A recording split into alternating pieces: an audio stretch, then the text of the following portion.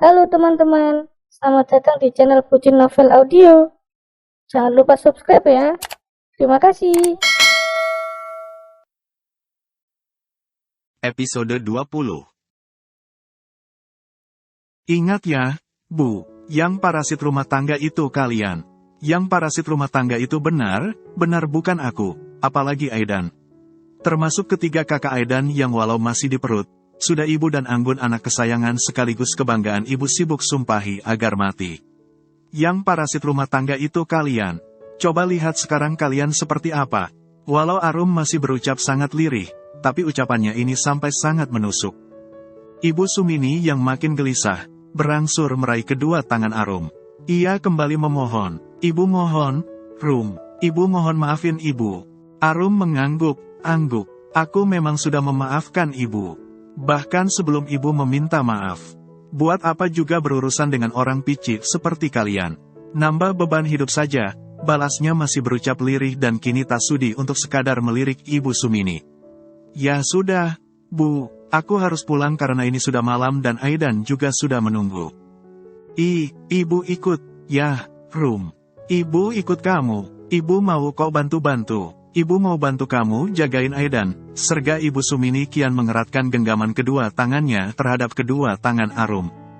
"Enggak, Bu, enggak usah. Aku sudah punya tukang bantu. Yang mau bantu jaga Aidan dengan sukarela juga banyak. Ayolah Rum, ibu mohon. Kamu tahu, kan, Anggun jahat banget. Ibu sama Supri dan anak saja sering digebujin sama dia." "Cukup, Bu, tolong jangan dilanjutkan. Karena membahas ibu sekeluarga termasuk menantu kesayangan ibu sama saja mengorek luka lama. Terlalu menyakitkan, Bu. Tolong hargai aku yang sudah menjalani lembaran baru tanpa lagi dihantui masa lalu. Kalian yang membuangku, tapi kalian juga yang kesurupan sibuk meminta bantuan. Urusan Anggun dan keluarga ibu, itu urusan ibu karena ibu orang tuanya karena ibu yang melahirkannya. Ini kan, didikan terbaik dari ibu. Ibu enggak lupakan, pas aku bilang baik, minta Angga dan ibu termasuk Anggun buat belajar hidup mandiri, belajar bekerja. Bukannya didengar apalagi dihargai, ibu sama Anggun malah langsung mengeroyok aku. Kalian gebujin aku, dan dengan bijaknya Angga yang ada di sana juga menyalahkanku." Kali ini Arum menggeleng tak habis pikir. Ia menarik pasa kedua tangannya dari kedua tangan Ibu Sumini. "Aku sudah capek, aku sudah muak berurusan dengan ibu sekeluarga. Ini sudah malam dan harusnya ibu juga pulang. Cara ibu sibuk meminta bantuan sekaligus pertolongan hanya bikin ibu sekeluarga malu. Kalau ibu beneran manusia, kalau ibu beneran ibu, pulang dan didik keluarga ibu. Bukan malah mengemis pertolongan dari satu orang atau dari satu rumah ke rumah lain." "Tapi Rum, kamu kan tahu, Anggun sekeras itu. Ngeri banget apalagi kalau dia lagi ngamuk. Itu urusan ibu, sudah jadi risiko ibu, itu hasil didikan ibu, kebanggaan ibu." Saking kesalnya, Arum yang harus tetap menahan diri termasuk menahan suaranya, malah menjadi menangis. Sudah, ayo kita pulang," sergah Kalandra yang tentu saja tidak rela Arum berurusan dengan orang semacam Ibu Sumini. Ia merangkul Arum, membawanya pergi dari hadapan Ibu Sumini. Ibu Sumini yang yakin dirinya akan diajak juga langsung membuntuti.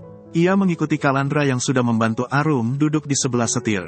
Namun karena pria gagah itu tak jua membukakan pintu penumpang di belakang Arum, Ibu Sumini berinisiatif tetap mengikuti. Namun hingga akhirnya Pajero hitam itu mesinnya dinyalakan dan perlahan pergi, ia tetap tidak diajak. "Rum, ibu belum naik, Rum, ibu ketinggalan, Rum," sergah Ibu Sumini sampai lari menyusul. Setelah ada 10 meter melaju, Kalandra sengaja menghentikan laju mobilnya. Ia menurunkan kaca jendela di sebelahnya kemudian melongok dari sana. Ia menunggu Ibu Sumini yang langsung makin bersemangat setelah ia menunggu di sana. Maaf, bentar, ya," ucap Ibu Sumini masih bersemangat, seolah dirinya memang akan diajak. "Bu, maaf banget, ya. Kami minta maaf kalau kami salah, tapi maaf, enggak ada yang mau ajak ibu. Saya enggak rela kalau Arum dan Aidan harus berurusan dengan orang seperti ibu dan juga keluarga ibu." "Ngeri," tegas Kalandra. Ibu Sumini yang sudah ada di hadapan Kalandra langsung bengong saking syoknya pada apa yang baru saja Kalandra sampaikan. "Sekarang ibu pulang, Ikuti arahan Arum sebelum keluarga ibu benar hancur, lanjut Kalandra. Mulai sekarang enggak usah cari-cari Arum lagi karena itu hanya akan kembali melukainya. Arum akan menikah dengan saya, jadi sudah jelas, ibu sekeluarga enggak ada alasan buat minta bantuan ke Arum lagi. Apalagi ke Aidan saja kalian enggak peduli. Arum bukan panti sosial. Walau Kalandra masih berucap lirih, tapi ucapan pria beraura kalem itu sangat menusuk. Kini, mobil Kalandra benar pergi. Dan Ibu Sumini yang ditinggalkan seyakin-yakinnya, mobil itu tak akan kembali berhenti apalagi sampai menampungnya. Aku dan keluargaku memang sudah jahat banget ke Arum, tapi masa iya sekadar minta bantuan saja enggak boleh. Apa ya enggak jauh lebih jahat si Arum? Ada orang susah kok enggak mau nolong, sedih Ibu Sumini. Menghela napas dalam, Ibu Sumini tak memiliki pilihan lain selain pergi karena ia tak mungkin kembali masuk ke rumah Septi. Walau Anggun tak kalah menyeramkan dari Ibu Fatimah, setidaknya Anggun anaknya dan harusnya tak akan sekejam Ibu Fatimah yang tega menghajar Septi anaknya sendiri. Besok kamu bisa ambil waktu buat libur, kan? Lirik Kalandra membuka obrolan dalam kebersamaan mereka karena jujur saja, melihat Arum yang semurung sekarang, ia sangat tidak tega. Arum berangsur menoleh kemudian menatap pria di sebelahnya. Ya enggak bisa mas, kalau aku libur, siapa yang masak buat pasien? Tapi kamu butuh waktu buat istirahat lebih, lanjut Kalandra. Enggak apa, mas. Aku malah bisa stres kalau enggak sibuk, balas Arum. Nanti, kalau sudah menikah, kamu harus ambil banyak waktu buat istirahat. Kamu tahu maksudku? Aku enggak bermaksud membatasi gerak kamu, karena kalau kamu mau buka rumah makan skala besar pun aku akan dukung dengan senang hati, lanjut Kalandra. Iya, mas, aku ngerti. Paling nanti aku hanya urus masakan buat pasien dan orang rumah sakit, enggak sampai di kantin, balas Arum. Sambil nunggu yang punya lapak jualan lagi. Nah, gitu saja, nanti sambil cari lokasi buat rumah makannya. Itu pun nanti kamu jangan yang kerja full. Kamu cukup pantau dan sebelumnya cukup diajari. Pelan dilepas biar kamu enggak capek sendiri. Obrolan Kalandra dan Arum kali ini benar berbobot. Keduanya langsung membahas masa depan dan segala rencana yang akan mereka jalani. Dari sebelum menikah, hingga mereka menikah. Berbeda dengan Arum dan Kalandra yang justru menemukan ketenangan dalam obrolan mereka, Ibu Sumini yang tak sengaja memergoki gelandangan tengah meringkuk di teras ruko sembako sebelah gang menuju kontrakannya berada, menjadi bergidik. Yang benar saja, ini kok mirip Anggun, ini Dava, nah, cantik pun sampai ada. Apaan ini, kok jadi begini? Lirik Ibu Sumini benar-benar panik. Baru saja, cantik yang ada di pangkuan Dava karena Anggun malah asyik meringkuk sendiri, menangis. Miris. Ibu Sumini langsung terduduk lemas. Dari kedua matanya yang sibuk bergetar dan sudah sangat sembam, kini kembali melahirkan banyak butiran bening. Apakah ini artinya, Anggun jauh lebih memilih menjadi pengemis? Mereka enggak tinggal di kontrakan lagi. Tinggal di kontrakan? Memangnya siapa yang bayar? Ibu Sumini berakhir dengan terisak pedih. Tak kalah pedih dari nasibnya sekeluarga setelah Angga justru menceraikan Arum. Di tengah kesunyian malam berhias kendaraan yang lewat di jalan depan, Ibu Sumini buru membangunkan Anggun. Kamu ngapain bawa anak begini? Kenapa kalian tidur di sini? Dan kalian pun sangat kotor. Ibu Sumini mengguncang-guncang tubuh besar Anggun menggunakan kedua tangannya. Singkat cerita, Anggun yang sampai marah kepada Ibu Sumini berdalih, akibat 2 bulan tidak membayar kontrakan, Anggun dan anak-anaknya terusir. Kemudian, Anggun juga menyalahkan Ibu Sumini yang menurut Anggun telah lepas tanggung jawab. Lepas tanggung jawab gimana? Mereka kan anak kamu. Ngapain kamu punya 5 anak? Kalau urus diri kamu saja, kamu enggak bisa. Kali ini, Ibu Sumini benar-benar marah. Anggun yang awalnya nyaman saja meringkuk di teras tanpa alas padahal di sekitarnya kotor semacam bekas minyak bercampur pasir, menatap heran sang mama. Ibu Sumini tengah buru-buru mengemban cantik. Mama berani ke aku? Tanya Anggun dengan entengnya layaknya seorang jagoan. Ia berangsur duduk, dan ia harus susah payah dalam melakukannya akibat tubuhnya yang besar. Membuat keempat anak laki-lakinya dan awalnya menyandar kepadanya layaknya menyandar kepada kasur, menjadi ikut duduk. Keempatnya langsung kegirangan ketika melihat Ibu Sumini ada di sana. Ibu Sumini hanya menatap asal adik Dava. Sebab melihat tubuh cantik yang makin kurus, Ibu Sumini benar-benar khawatir. Ibu Sumini curiga, cucu perempuannya yang menjadi tak kalah dekil dari Anggun dan keempat kakak lelakinya itu bermasalah. Ibu Sumini berpikir, cantik mengalami semacam gizi buruk. Ya sudah, Mah, mumpung Mama sudah datang, sana cari uang. Ngemis apa bagaimana sambil bawa cantik, ucap Anggun sambil menguap sementara kedua tangannya sibuk garuk kepala. Mendengar itu, Dava dan ketiga adik lakinya menjadi bersemangat. Iya, nih, aku juga lapar. Yuk aku bantu ngemis biar dapat duit. Mereka benar-benar kompak dan tak tahu semangat mereka malah melukai hati sang nenek. Murka sekaligus muak, Ibu Sumini mengamati sekitar. Ia meraih ember sampah yang berisi nyaris penuh, kemudian menumpahkannya di atas kepala Anggun yang awalnya sudah langsung tidur walau wanita bertubuh besar itu masih duduk. Ulah Ibu Sumini tak hanya membuat Anggun tercengang, karena anak laki Anggun juga begitu. Mama, bentak Anggun murka. Ia dapati, sang mama Yabek melangkah buru-buru ke gang sebelah. Di tengah kenyataan cantik yang terus menangis, Ibu Sumini agak jongkok untuk mengambil air selokan berwarna hitam pekat dari sana. Masih serba buru-buru, ia membawa ember berisi air selokannya kepada Anggun kemudian menyiramkannya sekuat tenaga ke wajah sang putri. Kebangetan banget kamu, stres apa memang GEMBLUUNGKOWE? Ibu Sumini tak hanya gregetan, tapi juga gemetaran saking emosinya kepada Anggun. Kini ia maju, kemudian menghantamkan ember di tangannya secara brutal ke wajah dan juga kepala Anggun. Mau sampai kapan kamu begini? Bukannya kerja apa bagaimana? Kamu malah ngajak anak kamu buat ngemis. Masih kamu berani marah-marah? Mama laporin kamu ke polisi. Ibu Sumini terus memukuli Anggun menggunakan ember di tangan kanannya.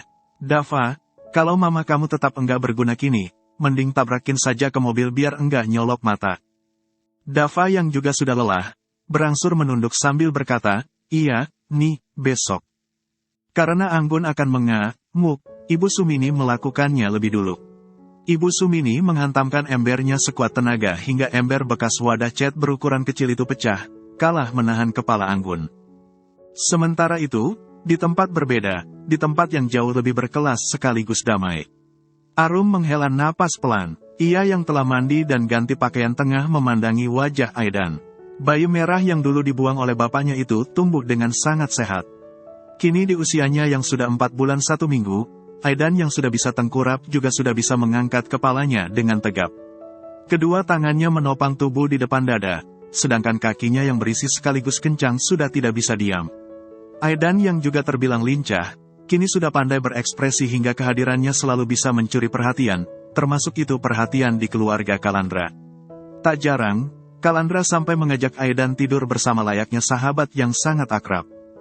Arum baru saja merebahkan Aidan di tengah tempat tidur kamar Kalandra, tapi bayi itu langsung tengkurap dan kini sibuk berekspresi menimbulkan berisik dari setiap ocehannya. Kenyataan yang menjadi kebahagiaan tersendiri untuk Arum. Namun, terlahir di tengah keluarga yang krisis kepedulian, bahkan itu dari orang tuanya sendiri yang pilih kasih, membuat Arum dihantui rasa takut. Arum takut, Aidan juga akan merasakan apa yang pernah ia alami. Karenanya, ia sedang berpikir keras, bagaimana caranya agar Aidan jauh dari keluarganya. Bukan bermaksud jahat, Arum hanya tidak mau mereka yang sudah terbiasa melakukannya kepadanya, sampai kebablasan melakukannya juga kepada Aidan. Karena sekadar kata nyelekit saja, Arum tak mau putranya sampai merasakannya. Arum ingin, Aidan tumbuh di lingkungan hangat layaknya keluarga Kalandra. Atau setidaknya, Aidan tumbuh di antara orang yang memperlakukan Arum dengan baik, walau mereka tidak memiliki ikatan darah. Tak terbayang andai Aidan sampai menjadi bagian dari keluarga Angga kemudian dibentak-bentak. Tak terbayang jika Aidan sampai dibanding-bandingkan dengan cucu yang lain oleh Ibu Rusmini mamahnya Arum, seperti apa yang selama ini Arum rasakan. Atau malah, Aidan sampai tidak dianggap dan sekadar masuk ke rumah Ibu Rusmini saja tidak diizinkan seperti yang Arum alami. Ya Allah, bagaimana, ya, rasanya benar ingin lepas. Saya beneran enggak ikhlas kalau Aidan juga sampai mengalaminya, lirih Arum mendadak dilema. Sebab jika ia membatasi Aidan, itu sama saja memutus silaturahmi, sementara yang Arum tahu tindakan tersebut tidak dibenarkan. Masalahnya, orang-orang dalam hidup Arum sangatlah kejam. Mereka keluarga, tapi rasa rentenir. Mas, besok kalau ke rumah mamaku, kita pakai motor saja, ya, ucap Arum ketika di subuhnya, Kalandra mengantarnya ke rumah sakit. Kalandra yang mengemban Aidan di dadanya langsung mengernyit. Pakai mobil saja, kita kan bawa Aidan. Kamu bilang, rumah ibu kamu jauh karena kita menang beda kecamatan. Terus kamu juga bilang, jalan ke sana susah. Ya mending pakai mobil, mobilku tahan terjal kok. Takut Aidan masuk angin, apalagi sekarang juga sering hujan tiba-tiba. Masalahnya, Arum ingin menyembunyikan identitas Kalandra dari keluarga, bahkan ibunya. Arum tidak mau, mereka sampai memanfaatkan Kalandra jika keluarganya tahu, siapa Kalandra yang sesungguhnya. Kegelisahan Arum sudah langsung membuat Kalandra curiga. Kalandra berhenti melangkah kemudian meraih sebelah lengan Arum menggunakan tangan kirinya. Kini, ia hanya mengemban Aidan yang sampai ia pakai peci hitam layaknya dirinya, menggunakan tangan kanan. Ada yang belum kamu ceritakan? Tanya Kalandra yang kali ini mendadak bertanya sangat lirih. Di depan pintu masuk rumah sakit, di pinggir trotoar jalan raya yang mulai ramai, Kalandra dan Arum saling berhadapan sekaligus bertatapan. Kebersamaan mereka tersorot lampu jalan di belakang Kalandra. Arum menatap Kalandra dengan tatapan sekaligus raut wajah yang benar-benar sedih. Lama-lama kedua mata sayu Arum menjadi basah, membuat tampang wanita itu makin menyedihkan di mata Kalandra. Kalandra melepaskan tahanan tangan kirinya dari tangan kanan Arum. Ia merogoh saku kiri celana bahan warna hitamnya kemudian mengeluarkan masker berwarna putih dari sana yang langsung ia pakaikan kepada Arum. Sampai bekas lukanya benar-benar hilang, kamu pakai masker ya? Nyesek banget rasanya lihat wajah kamu kayak gitu, ucap Kalandra setelah sampai memasang maskernya. Di hadapannya, Arum yang mengangguk patuh malah berlinang air mata. Lah kok malah nangis, lirih Kalandra menyayangkan keadaan. Arum langsung menggeleng dan kembali menunduk. Enggak tahu kenapa, padahal kalau aku sendiri, aku selalu bisa walau kadang ada beberapa hal yang harus aku selesaikan ibaratnya dengan berdarah-darah. Namun, saat bersama Mas, kok aku jadi mendadak cengeng, ya, kok aku jadi kayak enggak bisa apa-apa, manja enggak berguna banget. Susah payah Arum menahan tangisnya agar tidak pecah. Susah payah ia meredam rasa sesak yang teramat menyiksa dadanya hingga suhu tubuhnya menjadi sangat panas. Kalandra juga menjadi berkaca-kaca. Pria itu pun ikut merasa sesak hingga membuatnya menjadi sibuk menghela napas pelan guna meredamnya. Setelah sampai merangkul punggung Arum kemudian menyandarkan kepala wanita itu ke bahu kirinya bersebelahan dengan Aidan, ia sengaja mengucapkan terima kasih kepada Arum. Makasih banyak karena dengan begitu, artinya bagi kamu, aku ini berguna. Selanjutnya, kamu cukup bergantung kepadaku, kita sama-sama melangkah, berdampingan, ucap Kalandra yang menutup kesedihan Arum. Sebab tak lama setelah itu, Arum jujur sejujur-jujurnya mengenai keadaan keluarganya. Bertepatan dengan masa idahnya yang selesai, Arum akan membawa Kalandra ke rumah orang tuanya yang kini tinggal Ibu Rusmini. Rumah yang dulunya Arum renovasi besaran, tapi malah menjadi tempat terlarang untuk Arum dekati apalagi tempati. Khusus hari ini, Arum hanya memasak untuk pasien sekaligus pekerja di rumah sakit. Hari ini Arum tidak sampai jualan di kantin. Untuk menu siang harinya pun sudah Arum siapkan dan serahkan kepada petugas. Arum sengaja melakukannya lantaran takut tidak sempat jika harus serba mendadak mengingat selain jarak ke rumah orang tuanya dari rumah orang tua Kalandra jauh, jalan yang harus ditempuh juga jauh dari kata baik.